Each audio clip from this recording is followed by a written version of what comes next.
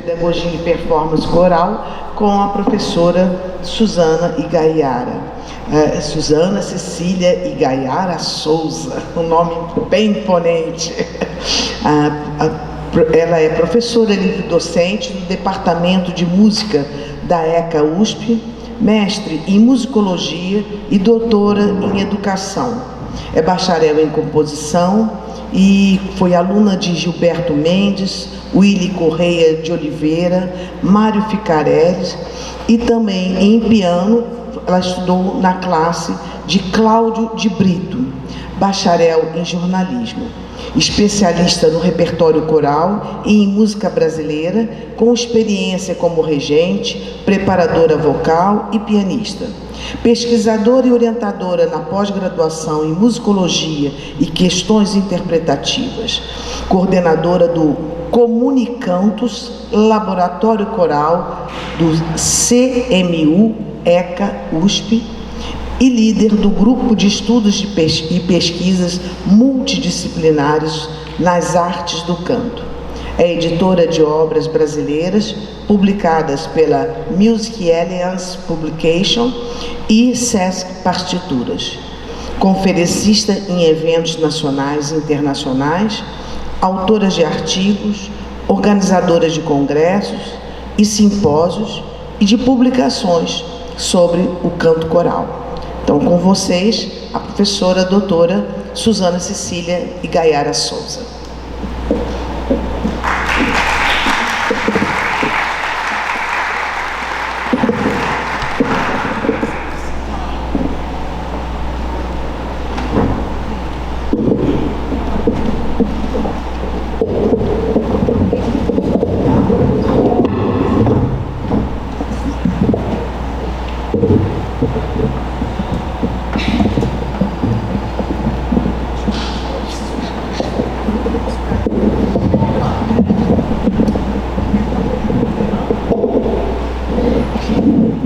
Oi, bom dia, gente. Desculpa aqui a gente se ajeitar, né? Mas as questões técnicas aqui. Então, eu tenho a maior dificuldade de ficar sentada, meus alunos sabem, eu tenho que ficar andando, falando, mas vamos ficar sentados. Tá bom, é isso, acho que assim deu. Isso. Bom dia. Aqui, né? Aqui tá bom? Ótimo. Bom, antes de mais nada, eu queria agradecer muito pelo convite para estar aqui hoje com vocês. Infelizmente, eu não estive no primeiro congresso, alguns alunos meus vieram, e fiquei muito feliz e também queria agradecer pelo tema deste congresso. Na hora que conversei com o Zé e a Juliana, elas ainda me disseram, se quiser um outro tema também para a conferência, eu falei, não, esse está ótimo, que é do que eu mais gosto de falar.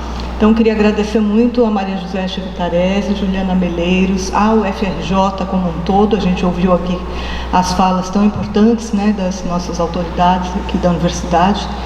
E, para mim, é sempre muito emocionante cada vez que eu volto a este espaço, porque o começo da minha trajetória acadêmica foi estudando a obra coral de Henrique Oswald, que foi professor, diretor, compositor, pianista, ligado a esta casa, né? Então, é sempre muito emocionante estar neste salão, com tanta história, com esse peso tão bom, né, da produção musical brasileira. É isso. Bom, eu tinha programado aqui fazer uma apresentação pessoal, mas a Zé já falou um monte de coisas e eu não queria retomar. Eu, na USP, sou professora na USP e lá eu trabalho com graduação e pós-graduação, tem grupo de pesquisa, como ela falou, mas eu queria falar um pouco do foco, do meu foco, né, de trabalho. E aí eu tenho... praticamente eu juntei em 3 focos. Daqui eu não enxergo muito bem, eu não sei se está... Eu acho que é antes, né? Não, tá certo, Daqui eu não enxergo muito bem o PowerPoint, que eu tenho um outro roteiro aqui. Mas o meu foco é, então, em primeiro lugar, o próprio repertório, porque eu sou uma pessoa que estuda as obras, que escreve, analisa, faz lições, né? Então, o próprio repertório coral, mas também como professora de repertório coral, principalmente na graduação, na pós também tenho disciplina sobre repertório coral brasileiro. Então, eu me vejo assim como alguém que tem uma função para ajudar na formação do repertório coral dos estudantes de música, né? A partir dessas disciplinas que eu sou responsável lá. E um terceiro foco, que é ensinar a escolher o repertório, aí muito mais ligado realmente ao cotidiano, à prática, né? E é uma atividade muito desafiadora e muito gostosa, né? E aí, obrigada, ficou, agora eu consigo ver. Aí, nessa minha experiência, eu cheguei a uma conclusão, de que o que mais ensina é a experiência prática. Pode ir para o próximo, isso. E eu costumo dizer assim, que quando a gente canta uma obra, quando a gente rege, quando a gente toca, a gente está aprendendo por dentro. Eu não sei se vocês têm essa sensação, né? De que é claro que é super importante a gente analisar, ouvir muito, ouvir os concertos, mas quando a gente canta, ou quando a gente rege, quando a gente toca, parece que o conhecimento é de uma outra natureza, né?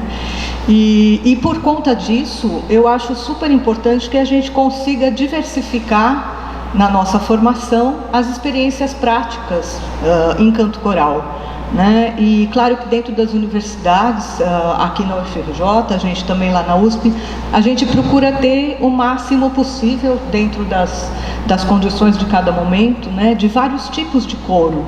Então é super importante cantar num coro muito grande, cantar com orquestra, cantar, né, com essa experiência de ter muitas pessoas no seu naipe, mas também é bem desafiador quando você tem um grupo pequeno, você, às vezes sozinho na sua voz, né, um grupo vocal, ou outros tipos de coros, né, um coro só de estudante, um coro com amadores. São experiências muito importantes, e essa diversificação, quanto mais a gente conseguir, melhor. A gente não vai conseguir todo tipo de coro que existe, né? E acho que uma coisa fundamental, que é, para saber reger um coral e para saber escolher músicas para um coral, a gente tem que cantar em coro. Acho que isso é fundamental, né? Pode ir para o próximo. Acho que quando a gente canta, quando tem experiência como coralista, você aprende com os acertos, aprende também com os erros, que são inevitáveis, né? E isso é muito bom. Eu gosto desse conceito, é um sociólogo americano que chama Etienne Wenger, e ele fala dessa comunidade de prática. Eu vejo então que o conhecimento ele se espalha muito pelo contato direto entre as pessoas, né? Entre os regentes e coralistas. E esse termo, comunidade de prática, ele busca assim explicar como que a gente aprende com pessoas que têm a mesma atividade. Isso extrapola a formação acadêmica, é mais do que a universidade, né? É realmente todo mundo que participa dessa atividade, que é, no nosso caso, a atividade coral. Então, esse termo comunidade de prática serve para qualquer profissão, né? E com esse termo, esse sociólogo fala da importância de trocar as experiências entre pessoas que compartilham de uma mesma prática, né? E com um tipo de aprendizagem que está ligado a um compromisso com a prática social. Quer dizer, qual é a importância da nossa atividade na sociedade? Como é que a gente dialoga com outros campos, né, dessa nossa sociedade? Então, isso que formaria essa comunidade de prática, que acho que é exatamente o que nós estamos fazendo aqui hoje, né? Compartilhando. Eu estou muito animada e esperando o conjunto das atividades, porque tem vários tipos de atividade onde a gente vai trocar experiências. E o Wenger fala de várias características, eu pus só uma ali no final, que eu acho muito legal. A habilidade de afetar e ser afetado, né? Então, eu acho que é isso que a gente veio fazer aqui e queria deixar, então, essa ideia para vocês. E a partir disso, eu vou falar um pouco aqui da minha experiência prática mesmo, que eu acho que é uma coisa interessante, né? Podemos ir para o próximo slide. Quando eu vi o tema do congresso, né, desenvolvimento coral através do repertório. Eu fiquei já de cara assim, pensando muito nesse tema, acho que até na primeira comunicação era desenvolvimento dos coros, depois ficou desenvolvimento coral. E eu já pensei então nessas duas possibilidades, né? A gente pensar o desenvolvimento de um coro específico e do seu regente também, mas pensar o desenvolvimento coral como um todo, né? Porque o ambiente coral ele é formado pelos coros que a gente representa aqui, cada um de vocês, né, representa um ou vários coros, mas também os espaços de apresentação, as instituições que abrigam coros, as instituições de formação e principalmente o público, né? Então eu fiquei pensando assim, para a gente pensar esse desenvolvimento, a primeira coisa para vocês pensarem, a gente vai ter que conversar depois, né? Mas assim, quanto tempo um coralista costuma ficar no coro com que vocês trabalham, né? Como você classifica esse nível musical do coralista quando ele entra, quando ele sai do coro? Como avançar no desenvolvimento dos coros com esse constante recomeço e mudanças que eu acho que é o comum assim, a maioria dos grupos, né? E aí eu fico pensando que sim, o repertório é mesmo o caminho possível. Eu acho que é o melhor caminho que a gente tem para pensar no desenvolvimento diante disso, inclusive de uma mudança constante, né? E no segundo ponto ali, o desenvolvimento do ambiente coral como um todo, né? Eu já não fico considerando só um coro, mas o que são, por exemplo, esses eventos de formação continuada, como a gente tem aqui, os bons espaços de apresentação. Eu não sei nas cidades de cada um de vocês, mas às vezes a gente nota que um espaço que abrigava canto coral agora já não tem mais. Então, e novos espaços são criados, né?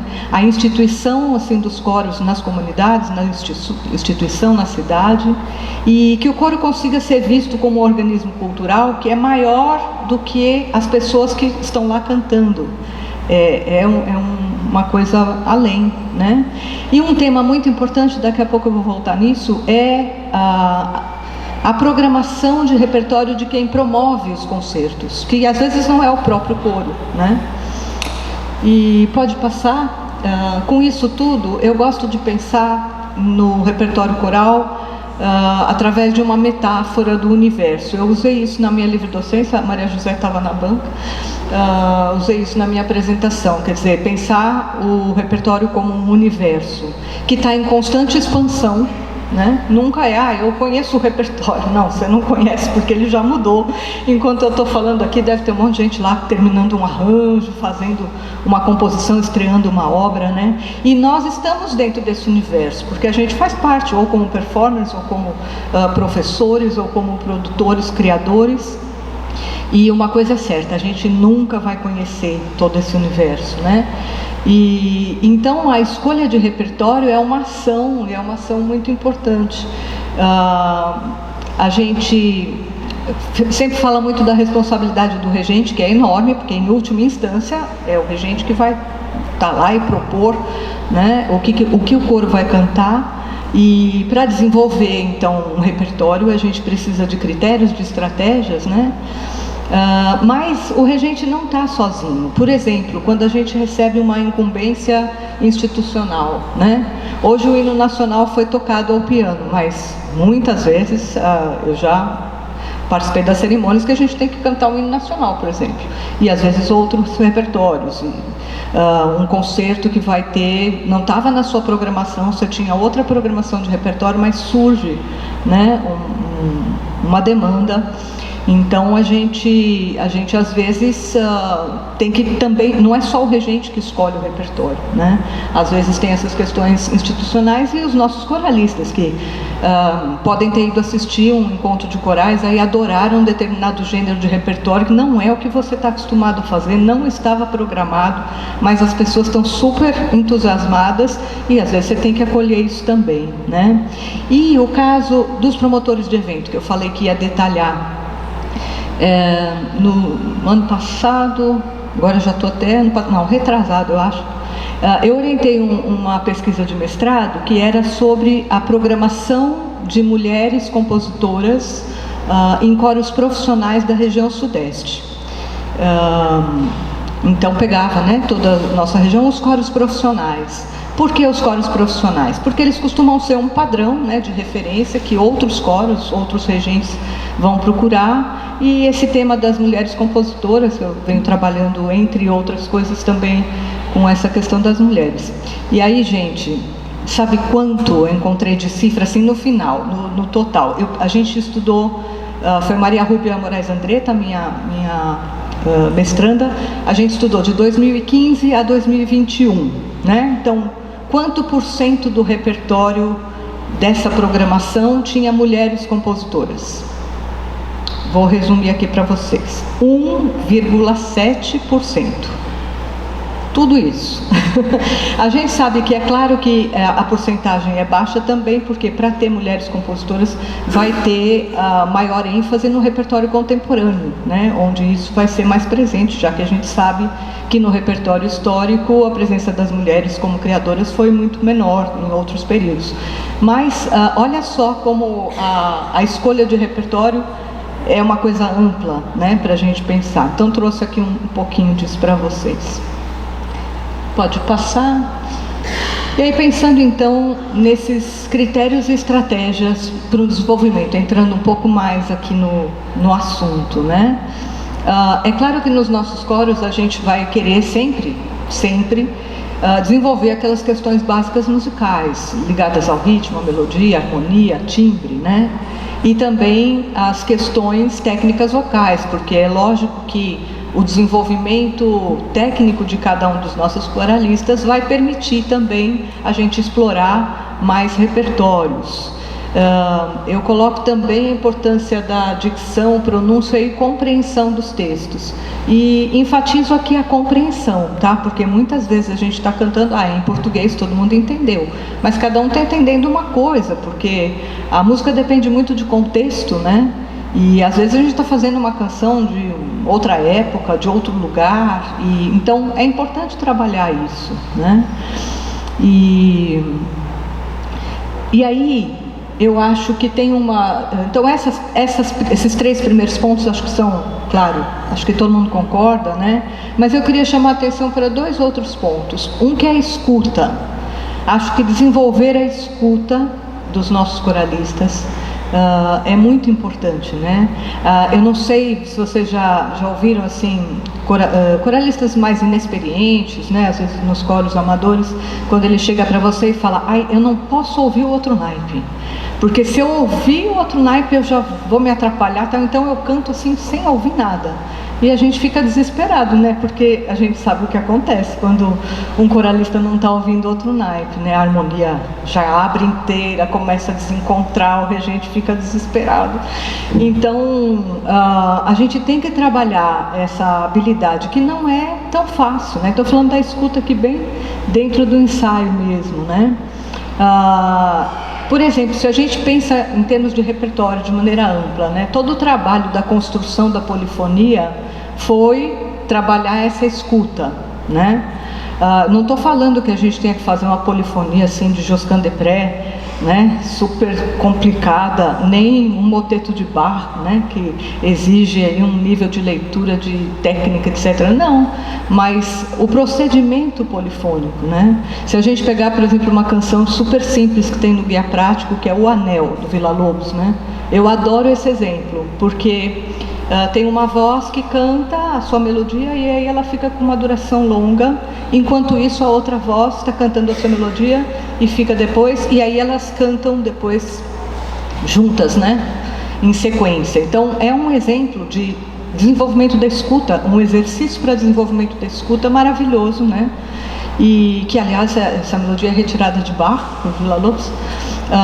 Aí vocês vão me dizer: bom, mas eu tenho um coro adulto, não tenho um coro infantil, esse repertório não dá, né? Eles vão me matar. Não, mas se a gente entender o procedimento, você mesmo pode criar uma melodia, um exercício que seja o mesmo procedimento. E aí você está trabalhando a escuta do coro, né?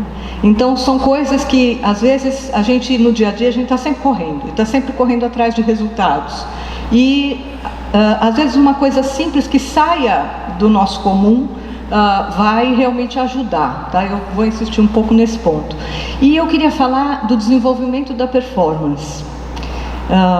Eu não sei se vocês já tiveram essa experiência, mas é muito comum às vezes a gente ver. Tem muitos coros que eles estão mais ligados a ter muitos ensaios e poucas apresentações. Não são coros só voltados para performance, principalmente os trabalhos ligados à educação, né? Você tem, às vezes você pega uma turma iniciando, aí você vai ter todo um processo para trabalhar aquele grupo e vai ter uma, duas apresentações. E às vezes a gente fala, puxa, estava tão melhor no ensaio, né? Na hora da apresentação, não sei o que aconteceu, não se ouviram direito, ficaram nervosos e tal. É legal a gente pensar que a performance em si também tem que ser desenvolvida. É claro que esses coros, né, maravilhosos, inclusive os que a gente vai assistir, que se apresentam muito, eles têm já a ideia de performance desenvolvida, né? Então a gente tem que criar situações. Às vezes uma turma vai cantar para outra primeiro e depois para os pais, né? E você já está criando uma situação, né? Lá na USP a gente teve um projeto com o Marco Antônio da Silva Ramos, que está aqui, que coordenava, que era com o Coro de Câmara Comunicantes, Denise também, que era assistente, está ali, que foi um projeto que chamava, talvez eu não acerte o nome exatamente, mas era sobre conforto acústico do coralista. E o que acontecia? Os coralistas, que eram todos estudantes de música, né, nesse caso, eles foram para várias situações de performances diferentes. Então, você às vezes canta num concerto só do coro, né, um concerto inteiro do coro, é uma coisa. Outra você vai para um encontro de corais. Outra você vai fazer a abertura de um congresso. Às vezes tem eventos super bem organizados, tem outros não muito bem organizados. E aí os coralistas refletiam sobre como eles tinham se sentido em cada uma dessas performances. E o repertório é muito importante, porque você via naquela mesma música que numa determinada situação, nossa, eu me senti muito bem cantando essa música. Não, essa música não deu certo. Então, não era exatamente a música, né? Já que era a mesma em várias situações de performance. Quer dizer, a gente também tem que pensar, às vezes o repertório, você faz ensaia, faz uma apresentação, ai, não deu certo essa. Não sei, né? Tem que também desenvolver essa própria performance. Então, eu queria chamar a atenção de que tem todo também um trabalho para ser feito sobre isso, né? Pode passar o próximo slide? E aí eu queria fazer uma proposta para vocês, assim, com base no que eu venho tratando aqui, porque quando a gente pensa no repertório coral, a gente já pensa na apresentação, né? Mas eu queria dizer para vocês que eu acho que o repertório coral de um grupo é o que ele canta, o que ele apresenta ao público e o que ele ouve. Então, talvez nem tudo que a gente cante, a gente vá apresentar ao público. E de repente não era mesmo, não é, essa daqui não vai porque não está tão bom, não é isso. Coisas que são para a formação e para o desenvolvimento do grupo, mas que não é o perfil, não cabe, por exemplo, você tem uma apresentação toda com uma determinada temática ou com uma ideia, e tem uma música que era boa para o coro aprender, mas ela não vai caber naquele programa.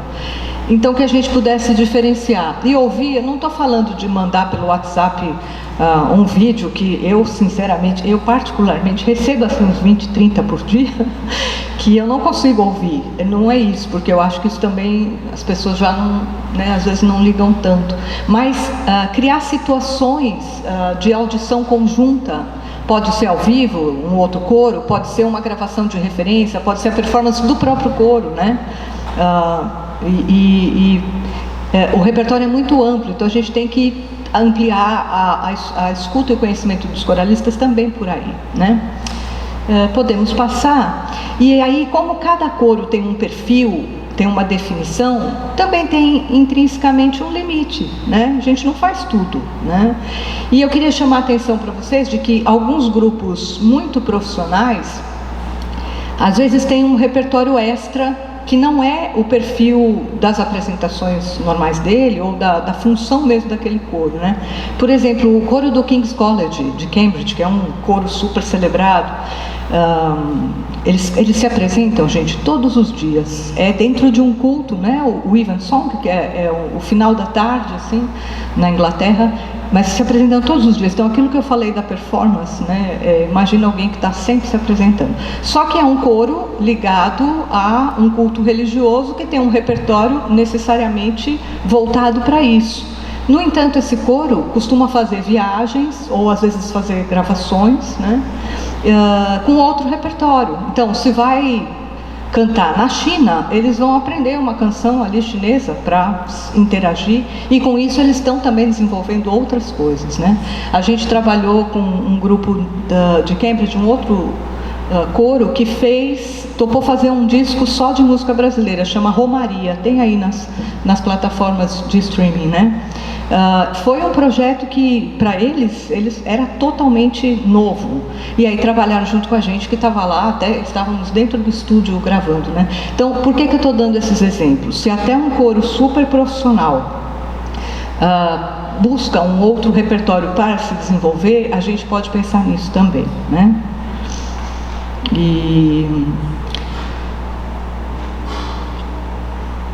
Por exemplo, isso, cantar uma canção popular, se você só faz repertório popular, de repente fazer uma outra coisa, e vice-versa, né?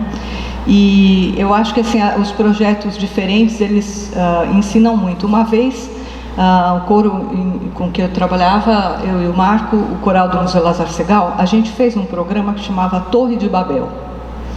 Nós cantamos em 14 idiomas diferentes. E vários que a gente não tinha a menor ideia de como era aquela língua, né? Mas foi tão legal, porque a gente começou assim, percebendo que já tinha 4 línguas diferentes no programa. E se a gente ampliasse um pouco? E aí um coralista vem e fala, eu morei na República Tcheca, vocês não querem fazer uma canção? Tem umas lindas.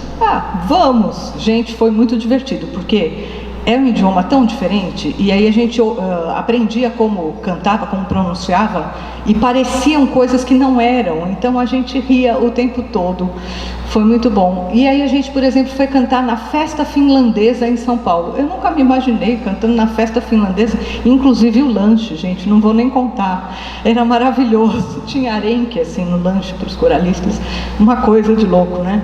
Mas era assim, a gente tinha uma canção finlandesa que tem uns sons assim muito diferentes do português, e aí tinha uma senhora que o marido era finlandês, então ela começou ensinando algumas coisas, depois já veio gente do consulado.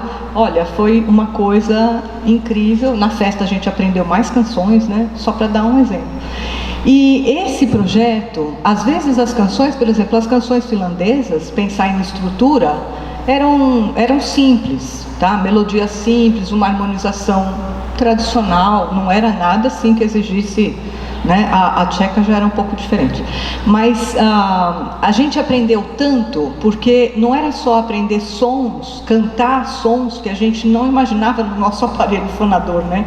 Mas que ele era capaz de fazer, mas era também entender as temáticas, entender, sabe, a gente se interessar por uma outra cultura, né? Então, uma coisa que foi super interessante, né?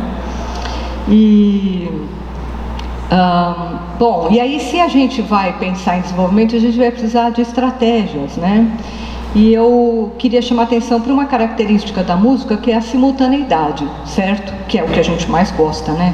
Tudo acontecendo ao mesmo tempo ali, né? Mas com essa história de que a música trabalha tudo ao mesmo tempo, é uma dificuldade. Todo mundo sabe quando é ser bom, agora eu vou acertar este ritmo. E aí vira alguém, o texto está errado. Né? Então é muito difícil isolar um parâmetro.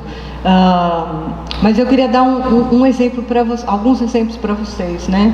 Então, eu orientei um trabalho também, esse era um mestrado, sobre o coral da terceira idade que a gente tinha lá na USP, que infelizmente a gente parou na pandemia e não conseguiu retomar.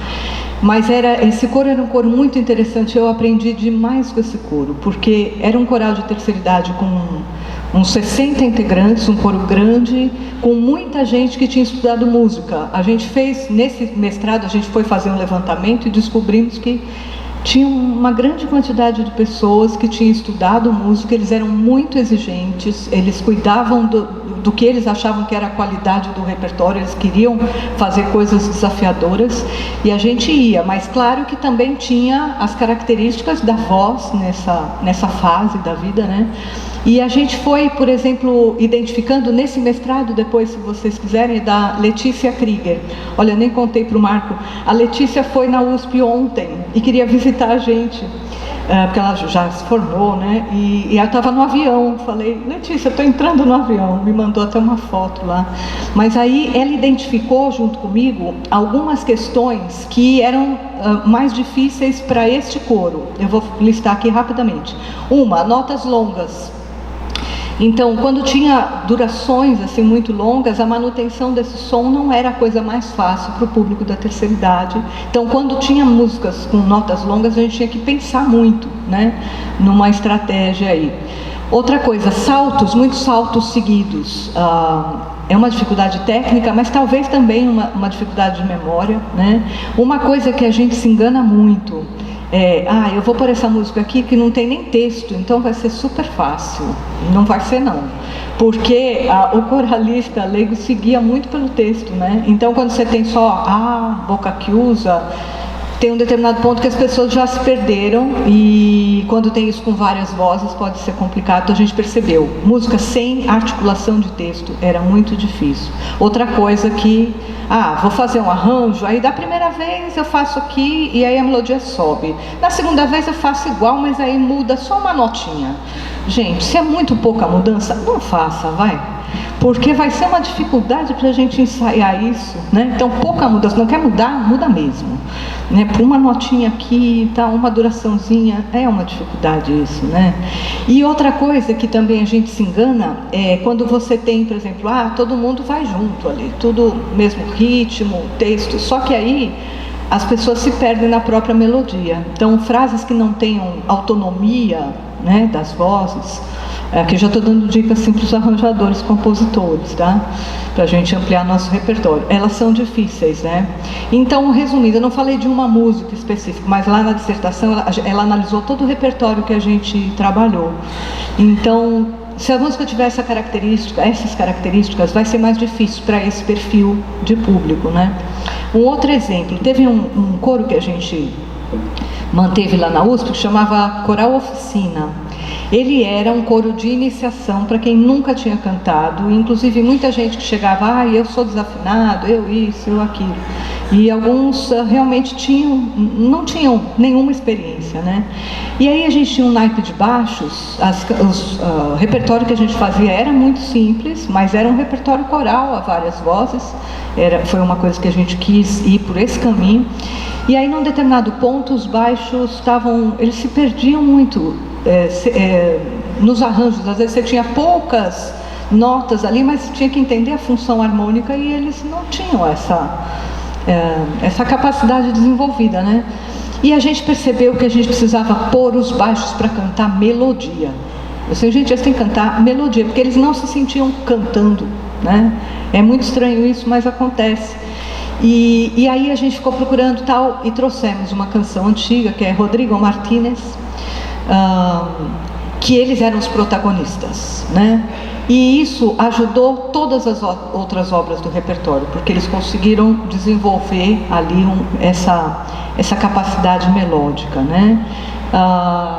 Então, são exemplos assim de estratégias para resolver problemas pontuais. A gente, recentemente, agora no último semestre, fizemos com o coro, que é um coro de todos os alunos estão se preparando e já estão atuando como regentes do coro comunitário, chama Coral Universitário Comunicantes, CUCO. E aí a gente fez uma peça que tem ajudado muito os coros a desenvolverem a questão rítmica, textural e de dinâmicas, que é a Fuga Proverbial do Oswaldo Lacerda. Aí a gente fala, esta aqui é uma maravilha, porque não tem melodia, é tudo falado, né? Um coro falado. Só que, gente, é uma fuga, tá? E a fuga é uma estrutura, né? Para aluno de música aqui que estudou fuga, tá? Então, e o Oswaldo Lacerda, vocês devem conhecer também, né? Como ele é exigente na... Nossa, como deu trabalho a gente montar aquilo, ficou lindo, né? Com texturas, com dinâmicas, mas a gente isolou, então não tinha a questão melódica, mas a outra questão não é que era mais fácil não, né? Então são exemplos, né? Outra coisa que é a última que eu vou dar aqui de exemplos da minha experiência, porque eu acho que é legal a gente falar da vida real, né? Então, o coro de câmara, que era um coro de bolsistas, era o coro com o melhor nível musical que a gente tinha lá na USP. Infelizmente, as bolsas foram cortadas, esse coro está parado no momento. Mas a gente, quando veio a pandemia, o coro estava com um programa, assim, com obras de um nível de dificuldade alto, né? Com performance, estava assim, com coisas, com leituras assim, encaminhadas. E aí, quando foi para a pandemia, eu falei, bom, então vamos gravar, né? Acho que muita gente não trabalhou durante a pandemia, mas muita gente encarou isso de fazer vídeos e tal. Então, cada um grava e a gente faz. Só que o repertório que funcionava tão bem ao vivo, não funcionou. Não veio. Aí você ouvia, as pessoas estavam fazendo o seu melhor, mas cadê aquela fusão? Não tinha, né? E aí uma aluna, uma coralista, deu a sugestão da gente fazer o conhecidíssimo arranjo do Marcos Leite sobre Lua Lua, do Caetano Veloso, que, para quem conhece, é um arranjo a 4 vozes, gostoso e simples, né? Não tem muitos extremos, assim, nas vozes, e as melodias são bem claras onde está. E do ponto de vista de um coro que estava num nível de dificuldade assim, muito alto, parecia que ia ser assim, como se fosse um passo para trás, né? Denise fez até uma improvisação ali. Parecia que ia ser como se fosse um retorno, mas não foi. Foi isso que ajudou a desenvolver o coro naquela situação. Então, o repertório, às vezes você fala, poxa, mas isso é simples para o meu coro, né? Eles já estão fazendo outras coisas, mas será que não tem uma função, né? Nesse caso, foi fundamental para que o coro pudesse continuar se desenvolvendo. Não sei o que teria sido se tivesse insistido num repertório que estava lido e a gente teve que abandonar por um tempo, né? Pode ir para frente? E aí eu queria entrar numa coisa, eu queria defender aqui para vocês a ideia de que o repertório tradicional, né, que alguns chamam repertório erudito, de música clássica, música de concerto, o nome que quiser, que esse repertório tem algumas coisas importantes para nos oferecer, eu acho, né? E eu penso, por exemplo, a música antiga, aqui eu estou falando, vou falar daqui a pouco do barroco, mas falando agora de Idade Média e Renascimento, tá? Música bem antiga. Eu acho que ela tem uma vantagem a maneira como isso chegou até nós, né?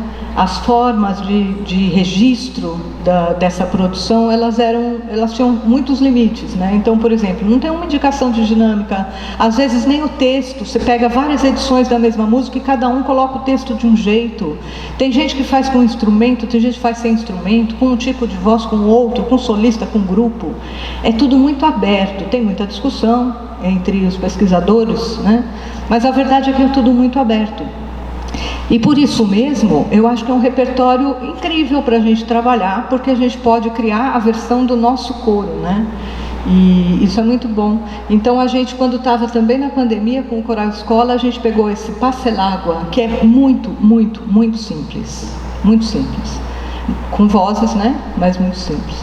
E a gente tinha nessa altura, no coro, nesse esquema que cada um gravava e cantava na sua casa sozinho, a gente fazia os encontros de ensaios ao mesmo tempo, mas, né, passava e cada um tinha que fazer guia, gravar, um trabalhão.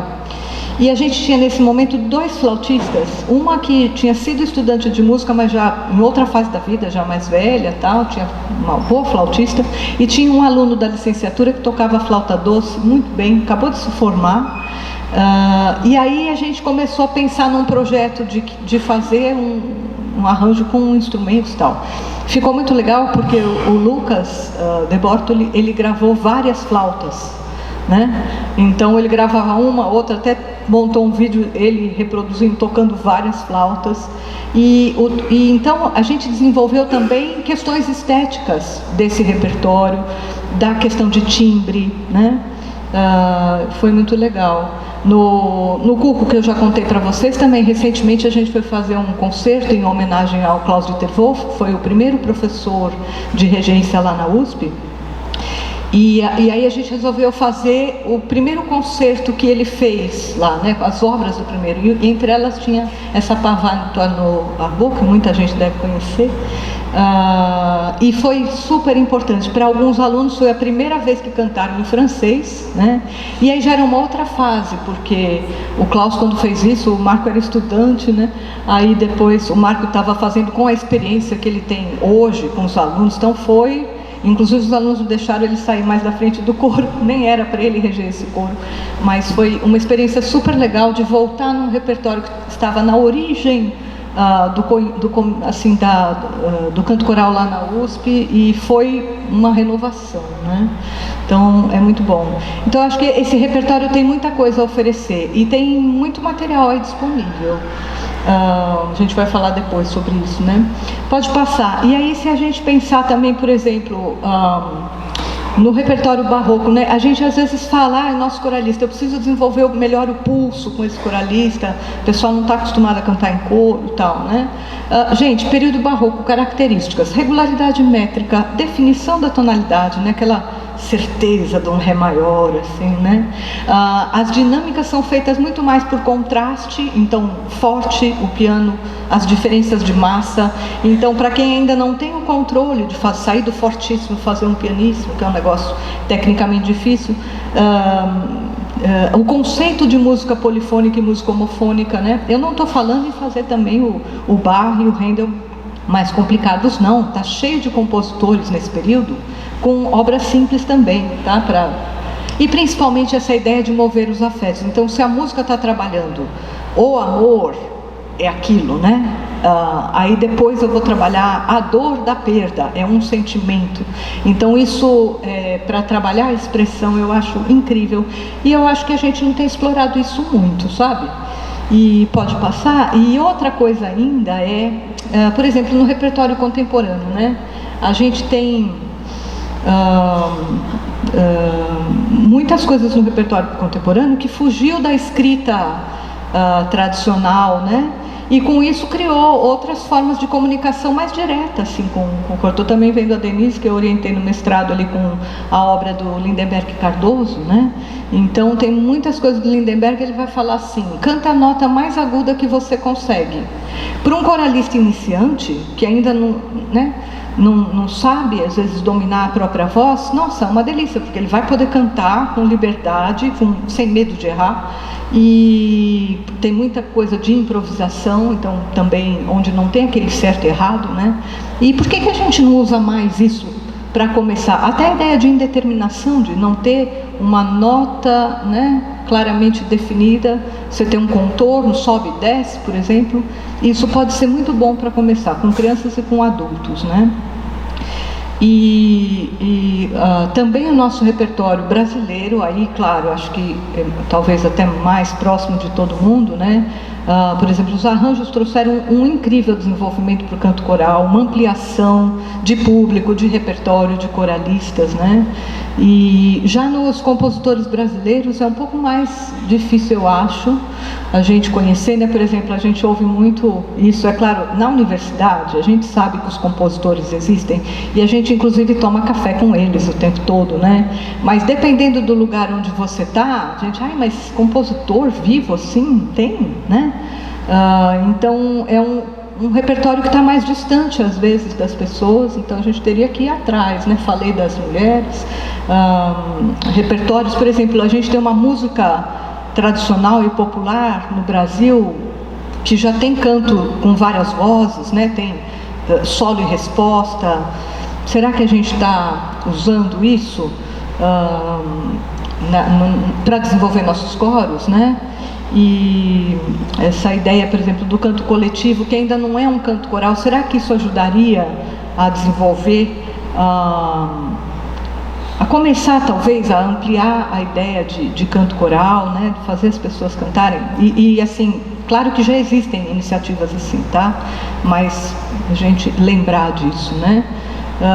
E também para pensar nos coros agora que tem um estágio assim bem avançado de desenvolvimento, né? Quanto desse repertório dos coros com um nível de dificuldade maior, quanto que é dedicado, por exemplo, à música brasileira, né? Ou vai ter que cantar o repertório orquestral, sinfônico, de obras mais consagradas. E quem está gravando, a gente está acompanhando essas gravações das obras referenciais dos nossos compositores. Como que a gente vai tentar ter como meta, para quem tiver um tipo de público onde isso seja possível, como é que... Porque No Brasil a gente criou obras incríveis, né? E às vezes esse repertório é abandonado porque os coros não acompanham. Como é que a gente vai desenvolver para querer sim fazer esse repertório que faz parte da nossa cultura, né? São essas coisas que eu fico pensando que eu resolvi trazer para vocês. Muitas perguntas, né? Talvez mais do que respostas. Pode seguir.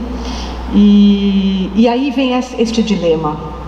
Mas aonde eu acho esse repertório, né?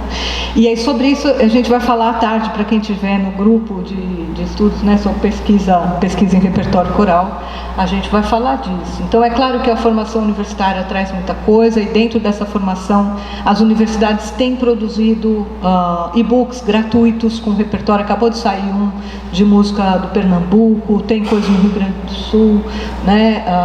Então eu acho que isso é uma contribuição que com certeza as universidades estão dando, mas não é tão fácil espalhar. Sei que vai ter o varal de partituras aqui também, que vai ser ótimo, né? E bibliotecas e arquivos continuam mantendo o repertório, tá, gente? Apesar da gente achar que tudo está na internet, não está, não. Em termos de música brasileira, com certeza não está, e a gente tem que colocar mais coisas lá, né? E a formação continuada, os festivais, os congressos, eles são super importantes, porque aqui a gente vai ter, acho que 3 sessões de leitura, né, de repertórios brasileiros importantes. Nossa, isso é maravilhoso, né? No passado existiram muitas edições assim de um repertório seriado, que era a ideia de, bom, você começa daqui, primeiro ano, no segundo ano tem essas sugestões de repertório, no terceiro aquela, etc. Isso, além de ser geralmente material não brasileiro, né? Bom, o próprio Villa-Lobos queria ter feito mais volumes do Guia Prático, né? Só fez um. Mas o problema dessas publicações seriadas é que ela pressupõe que você tem o mesmo coralista no primeiro, no segundo, no terceiro, no quarto, no quinto ano, e a gente sabe que isso nem sempre é assim, né? Então, essa é uma questão, tá? Pode passar. Né, onde procurar. E aí eu queria, assim, já encaminhando mais para o final, fazer um desafio aqui para vocês, que é, assim, vocês vão assumir esse compromisso aqui comigo, de fazer alguma coisa desconhecida. Ai, não, mas aí como é que eu vou saber que vai dar certo, né? Você não vai saber, justamente essa é a brincadeira. Você vai imaginar, ver se tudo que você fez até hoje, né? Tudo que você pensa bastante, testa um pouco. Mas eu acho muito importante a gente sair da zona de conforto, sabe? Porque isso vai ser um desenvolvimento para o coro, de fazer uma coisa diferente, e principalmente vai ser um desafio para o regente também, né? E a gente pode pensar lembra aquela outra tela ali em que eu falava o que cantar, o que apresentar ao público, o que ouvir? A gente pode pensar nisso. Não, eu vou cantar só para conhecer, né? Não estou pensando em apresentar. Mas eu acho que isso é muito interessante da gente colocar na nossa rotina, apesar da correria do dia a dia, tá? A gente tem que romper um pouco isso, né? E aí, nessa ideia de explorar repertórios menos conhecidos, a gente pode abarcar essas temáticas todas aí, né? Mas eu sempre fico pensando, quando a gente fala conhecido ou não conhecido, conhecido de quem? Temos que pensar sempre isso. Às vezes a gente acha que uma música vai ser conhecida do público ou do coralista, e é diferente às vezes, né? Eu, no ano passado, dando aula, chegou aquele dia que eu sabia que esse dia ia chegar, mas eu tinha muito medo desse dia. Foi um dia que eu fui dar uma aula de repertório brasileiro, e aí eu pergunto, quem conhece o Grande Circo Místico, que é música do Edu Lobo, letra do Chico Buarque, né, que fez parte da minha vivência musical e tal. E na minha turma, nenhum aluno conhecia. Eu fiquei em choque. Eu falei, meu Deus, música brasileira, todo mundo conhece, né? E não, ninguém conhecia, né? Então, essa coisa do que é conhecido, e esse repertório que todo mundo conhece, né? A Aquarela do Brasil, tem um trabalho constante de fazer esse repertório continuar conhecido. A gente tem que pensar nisso, porque às vezes parece que as coisas acontecem assim, né, por forças da natureza. Não, o que é bom sempre fica. é um repertório, como é que fala? Que ultrapassa qualquer tempo. Gente, não existe isso. Qualquer trabalho de repertório tem alguém ali, ó, tá? Olha, vamos aqui, né? A Aquarela do Brasil, que eu vi uma versão paródia, né, de uma empresa, recentemente numa propaganda, tem um trabalho constante de que a gente se identifique com essa música, cada geração nova, né? E aí, às vezes, eu vejo o pessoal falar, puxa, mas vai de novo cantar essa música? De novo para quem? É quando a gente fez a Pavane ali. Quando eu era estudante, todos os coros do Brasil cantavam essa música. Mas não é mais assim. Então, para aqueles estudantes, foi totalmente novo, tá? E é claro que quem, né, também, às vezes, por exemplo, quando a gente trabalha com jovens, né, eu dou aula e trabalho com jovens, então eles vêm e falam, não, porque tal música, assim, todo mundo conhece. Eu não. Eu saio correndo para entrar lá no YouTube e conhecer a música que todo mundo conhece, e eu não, porque é coisa da cultura mais jovem, né? Então, eu acho que, assim, a gente teve alguns períodos na história em que se fazia só a música do momento. Por exemplo, na época de Bach, não é à toa que era uma cantata por domingo, né? Que ele tinha a obrigação de compor, porque o padrão era, não se repete, a música tem que ser sempre nova, o público queria ouvir uma coisa nova, era dentro da mesma estética, claro, né? Do jeito que ele compunha, mas era sempre, é claro que o Bach deu umas aproveitadas aqui e ali, né? Usou um tema mas bem pouco, se você for pensar, tá? Então era uma música, se consumia a música só feita no próprio período. Já em outros momentos da história, né, se a gente vai, por exemplo, do que foi o movimento no século XIX, em que eles compuseram muita música, produziram muita coisa, mas tinha sempre um pé no passado, estava sempre lá, né, cantando um oratório de Handel e o de Mendelssohn, que era o novo, mas o de Mendelssohn, por sua vez, pegava a mesma estrutura ali do Handel, né? E atualizava. Então, tem épocas em que a gente valoriza coisas do passado, do presente. Eu acho que hoje a gente é bem eclético. Um mesmo coro pode cantar repertório erudito popular, em português, em outra língua, com instrumento, sem instrumento, né?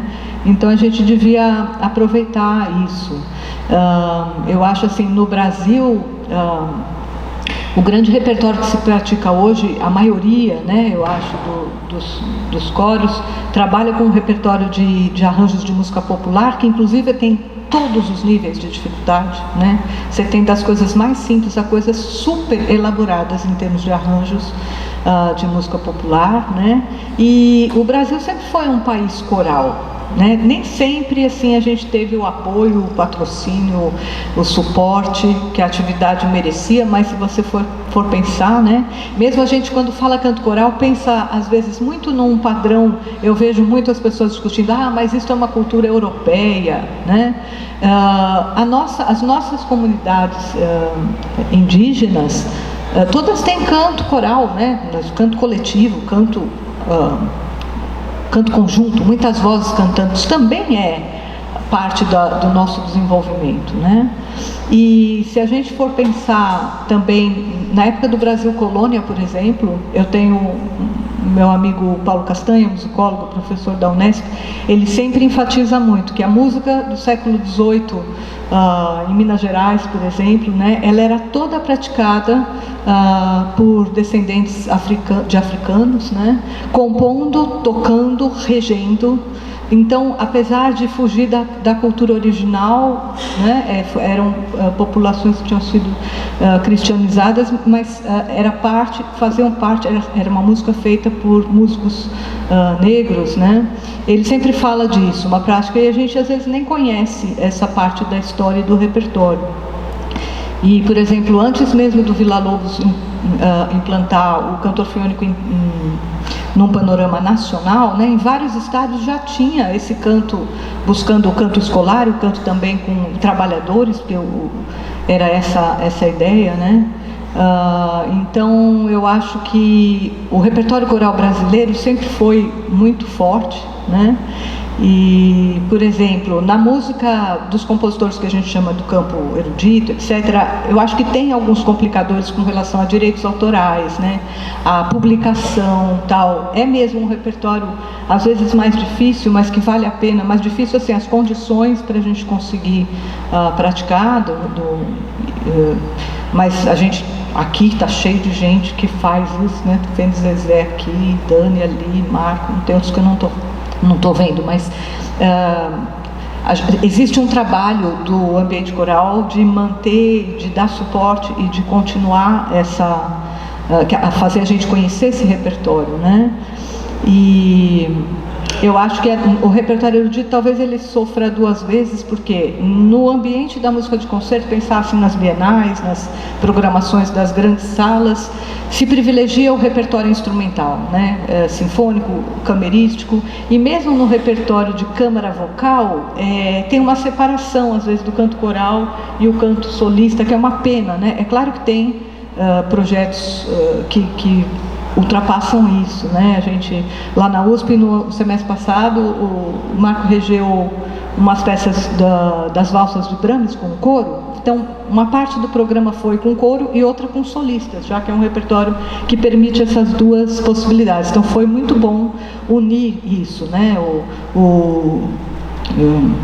Ângelo Fernandes também costuma fazer isso com as obras do Carlos Alberto Pinto Fonseca, né? Já vi os concertos em que tem o coro e os solistas, né? No mesmo concerto. Acho tão interessante isso. E então, por um lado, acho que a música, esse repertório de compositores eruditos, ele é um pouco menos divulgado, talvez, hoje, e também tem um certo preconceito, às vezes, também de quem só trabalha com repertório popular, achando que o erudito vai ser difícil, tal. Gente, às vezes é exatamente a mesma linguagem, então dá pra gente mesclar isso também mais, né? E então, acho que podemos passar... aí, já acho que está aí. Eu acho que, por exemplo, a gente pode fazer... Para a gente trabalhar repertórios novos, né? A gente pode fazer assim encontros, não estou falando do encontro coral que a gente vai para apresentar o resultado, mas encontro entre coros, de ensaio, onde você junta aí o seu colega, estamos aqui na universidade, deve ter um monte de gente, né? Um rege um coro, outro rege outro, junta o seu colega, faz uma visita de um coro para o outro, troca o repertório, né? Experimenta você cantar o repertório do outro, trocar, e aí avalia depois, foi bom, foi estranho, foi difícil, foi fácil, né? Como uma maneira assim de surpresa do repertório, sabe? Uma coisa eventual, né? Para você ir também abrindo as possibilidades aí dos coralistas. E eu acho então que o desenvolvimento coral através do repertório talvez seja o repertório um dos grandes fatores de identidade, de criação de identidade de um coro, né? E é uma identidade, às vezes, por questões estéticas, de, sei lá, um tipo de música, mas também a sonoridade daquele coro que está ligado ao repertório que ele faz, né? E também a mensagem. Durante a pandemia, me impressionou muito quando eu vi aqueles vídeos corais, né? Essa questão da mensagem de, olha, precisamos continuar cantando, paciência, vai passar, né? Várias, inclusive músicas assim, algumas músicas brasileiras populares que têm essas frases e que foram tão importantes para a gente, né? Então eu acho que, sim, é muito importante a gente pensar esse desenvolvimento e o papel do repertório nessa visão ampla, tá? Da gente também fazer uma abertura para outras, para o desconhecido mesmo, né? Para o outro, porque eu acho que é também uma atitude importante de pensar que esse desenvolvimento coral, essa ideia de aproximação com outras épocas, com outras culturas, com outras línguas, com outros idiomas, com outras religiões, outros países, né? Eu acho que a gente poderia pensar isso como parte do desenvolvimento humano, pelo menos eu fico muito preocupada quando eu vejo assim uma sociedade caindo para, sabe, tudo ter reações assim extremadas de ódio e de rejeição, né? E se a gente pensar será que o repertório coral e a atividade coral pode ajudar a gente nessa ideia de um desenvolvimento humano e de uma sociedade que possa ser mais sensível, mais artística, né? Acho que não é à toa que a arte está sempre trazendo propostas e o canto coral está muito associado no mundo inteiro à cultura da paz, né? À cultura de diálogo. Então, eu acho que é isso que a gente deveria pensar, tá? Para finalizar, né? Que o repertório, como parte da nossa atividade coral, e que nossa atividade coral possa ajudar a sermos cada vez mais humanos e sensíveis, isso tudo que é o campo mesmo da arte e da música que a gente pratica, né? Gente, muito obrigada pela atenção de vocês, estou aqui à disposição para continuar conversando, muito animada. Obrigada de novo, Zezé.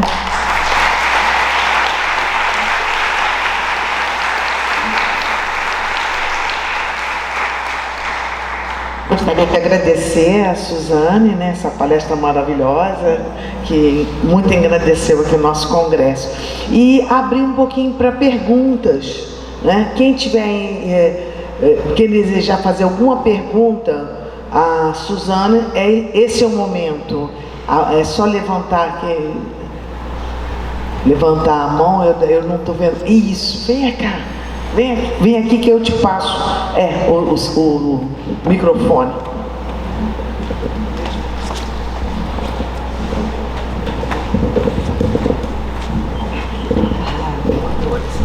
Bom dia a todos, bom dia Suzana. Eu sou Luciano, da Unesp em São Paulo. Muito obrigado pela sua apresentação. Eu queria te perguntar, para a gente aprofundar um pouco mais, né, professora Zezé, bom dia. Sobre essa questão do repertório protegido por direitos autorais, né? A gente tem uma produção enorme, especialmente lá nos Estados Unidos, tem alguns compositores contemporâneos que têm produzido um repertório muito bom, né? Tem um destaque para o Eric Whittaker, por exemplo, né? Ou Dan Forest e outros compositores que estão ali produzindo, né? E nos Estados Unidos o problema do direito autoral eles são muito protegidos, né? Então, assim, como é que a gente contorna, né? Porque eu acho que assim, é um repertório tão bem escrito e que soa tão bem, né? Como é que a gente pode, será que a gente consegue apresentar isso? A gente não tem, muitas vezes, condição financeira de ter, de praticar as mesmas restrições que essas obras protegidas têm nos Estados Unidos.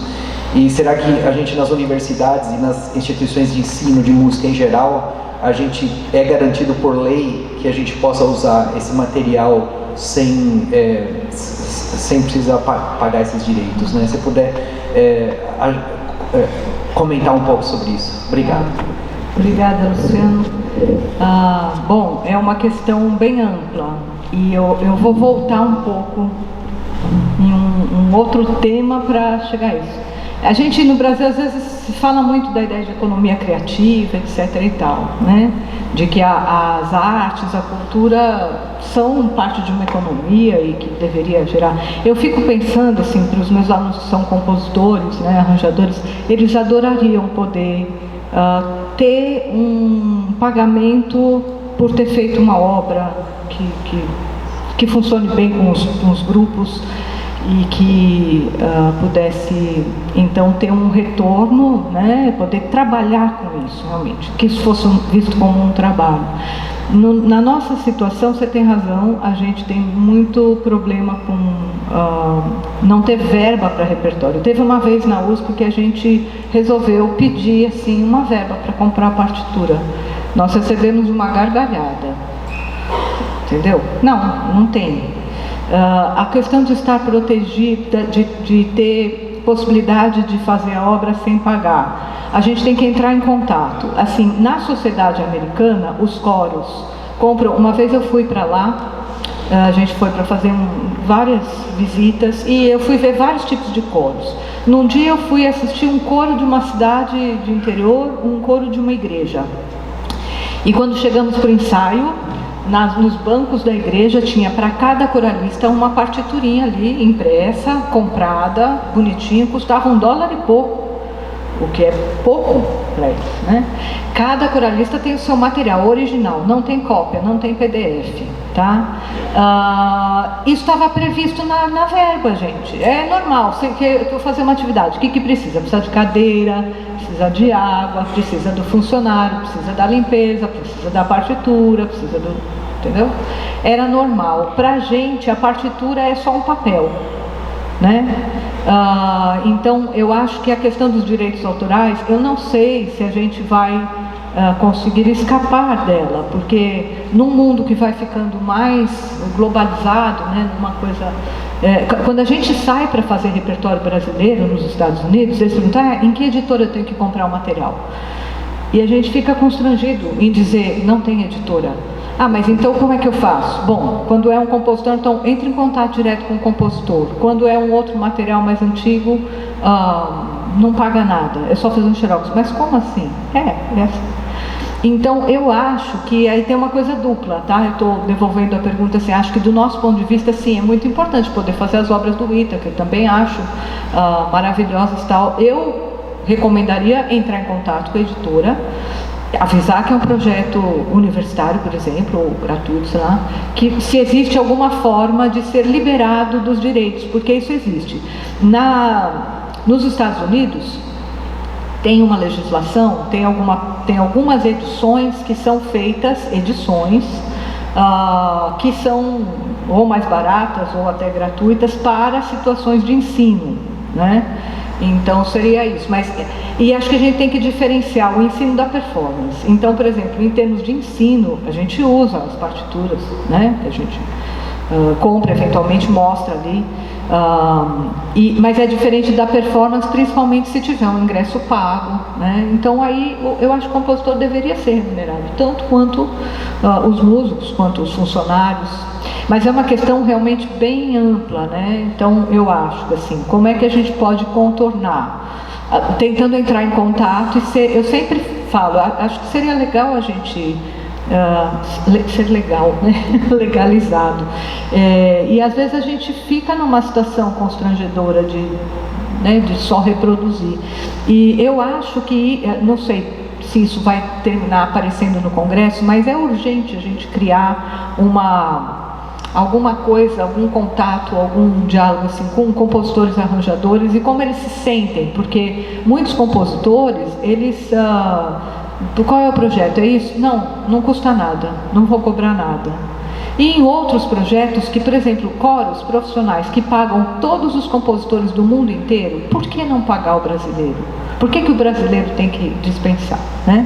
Então, não respondi só sobre o Ítaca, porque eu acho que é uma questão mais ampla.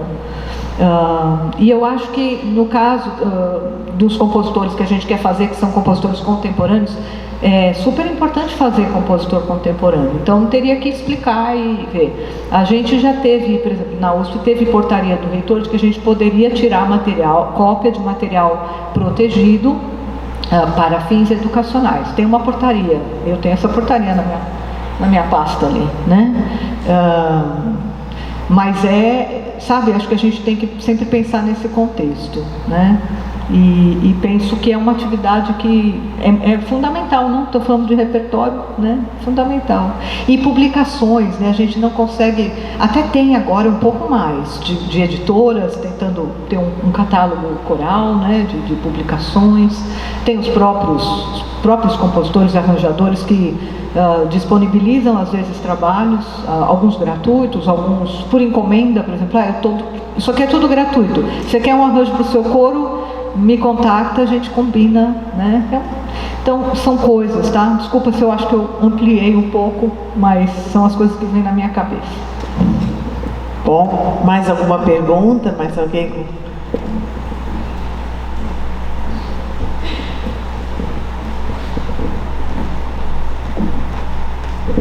Bom dia. A minha pergunta, você falou sobre como pensar o repertório de outras maneiras. Eu achei super interessante. E você falou do que o que cantar, o que apresentar ao público e o que ouvir. Esse o que ouvir eu achei muito interessante. Pensando ainda mais em corais escolares, corais em contexto escolar, Você tem algum exemplo que você possa dar? Como são essas escutas em conjunto? É um repertório que você está pensando, vamos cantar esse tipo de repertório, então vamos escutar outros coros cantando outras músicas, ou vamos escutar o coro cantando essa música que a gente vai fazer? Como você pensa isso? Isso, Obrigado. nossa, ótima pergunta.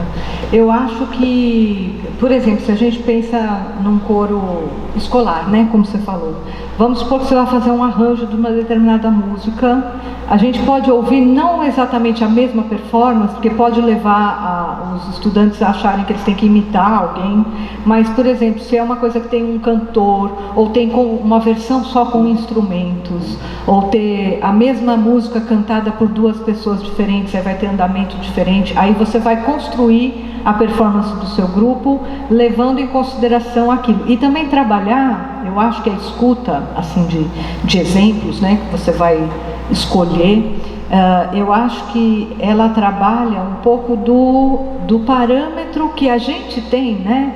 De, eu gostei porque aqui a maneira como todos entraram quando começaram a cantar, por exemplo, foi muito boa, né? Ou a maneira como este cantor particular, quando a gente estiver ouvindo um solista, por exemplo, a maneira como ele fez esta finalização de frase. Aí você começa a chamar a atenção para os seus alunos, para observar coisas específicas. E é sempre legal, eu acho, eu faço isso até nas minhas aulas com os universitários. A gente vai ouvir uma música, presta atenção em tal coisa. Pode ser, olha como ele pronuncia as palavras. Vamos supor que seja uma canção de uma outra região, não é aqui do Rio de Janeiro, para quem é carioca, não sei se você é daqui.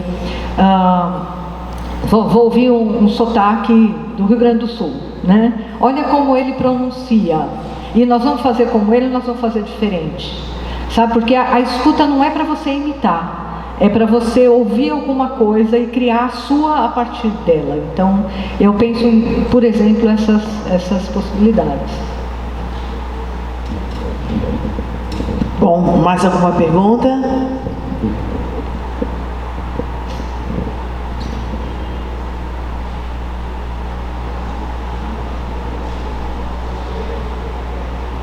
Estão tímidos. Bom, é porque é a primeira, né? Então tá todo mundo. Não, gente, pode perguntar. Quer fazer uma pergunta? Bom, então a gente encerra aqui essa primeira atividade do congresso, agradecendo muito a Suzana por essa palestra tão interessante, né? Esse é um assunto também que particularmente a mim interessa muito. Eu acho que a gente tem conhece pouco de repertório, né? E que isso precisa ser mais trabalhado. É um assunto que sempre me puxa, né? Bom, então a gente termina aqui esse momento. Vocês vão ter lá fora um café, já está lá fora o café.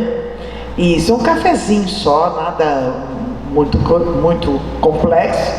E eu gostaria que vocês estivessem aqui 5 para as 11, para a gente às 11 horas em ponto estar começando com a segunda atividade, tá bom? Para a gente não atrasar nada e o congresso poder seguir dentro da previsão de horário. Muito obrigada, Suzana.